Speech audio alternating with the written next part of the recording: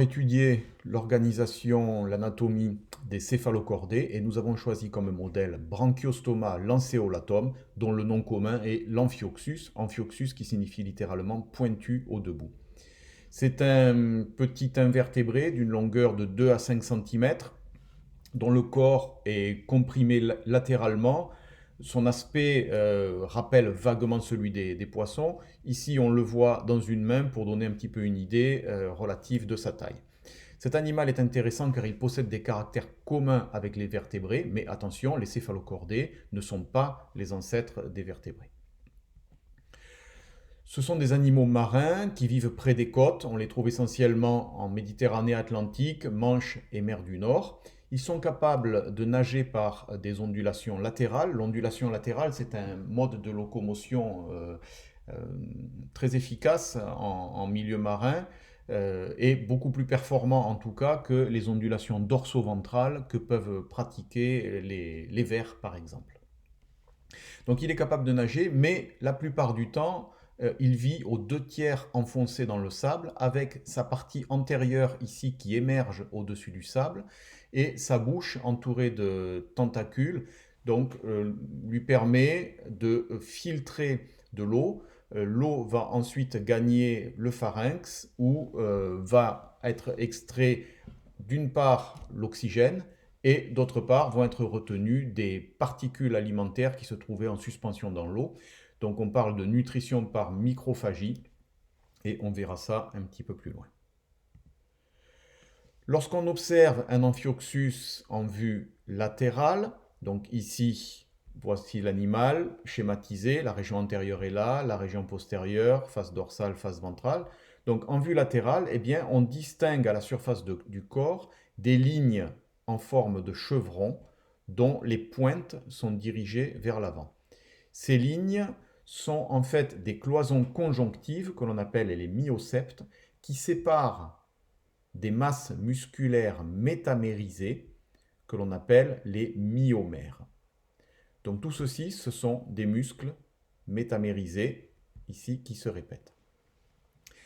Les myomères s'appuient sur la corde dorsale et c'est ce qui permet à l'animal d'effectuer des ondulations latérales et donc de nager. La nage est favorisée par ici un repli du tégument qui forme une nageoire dorsale puis une nageoire caudale.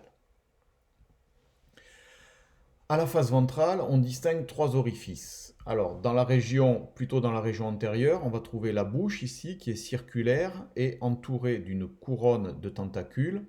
Cette bouche est également surmontée d'un petit rostre. Elle va permettre le passage de l'eau vers le pharynx branchial et c'est au niveau de ce pharynx donc que va s'effectuer la respiration d'une part et la capture de particules alimentaires d'autre part. L'eau qui aura traversé le pharynx va ensuite être évacuée par un second orifice qui se trouve à peu près au niveau du tiers postérieur. On l'appelle pore abdominal ou atriopore. Et enfin, il y a un 3e orifice à la face ventrale ici. Il s'agit de l'anus qui est subterminal. Ça signifie qu'il n'est pas tout à fait au niveau de la région terminale du corps. L'amphioxus, les céphalocordés, possèdent 3 caractères communs avec les vertébrés. Tout d'abord, une corde dorsale ici qui est l'élément de soutien axial.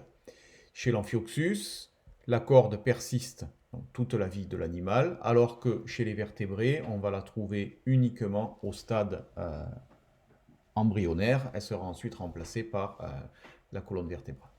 Deuxième caractère commun avec les vertébrés, c'est la présence d'un tube nerveux dorsal, ici situé au-dessus de la corde. Et enfin, les amphioxus possèdent en commun avec les vertébrés la présence d'un pharynx percé de fente branchiale. On retrouvera ça également chez les vertébrés, au moins au stade embryonnaire. C'est ce qu'on appelle donc une structure pharyngotrème. Je vais reprendre maintenant chacun de ces éléments pour le décrire un peu plus en détail. La corde, donc ici en rouge, est un tube flexible qui s'étend sur toute la longueur du corps. Son rôle donc, est de maintenir la forme du corps, d'apporter un soutien au corps, mais également les muscles métamériques, les myomères, vont venir s'appuyer sur la corde pour permettre d'effectuer des ondulations latérales. Le tube nerveux, donc il est dorsal, il est situé au-dessus de la corde, il est d'origine ectodermique. Puisque sa position est dorsale, on dit que les céphalocordés sont des épineuriens. Il s'agit d'un tube creux, d'où partent des nerfs métamériques.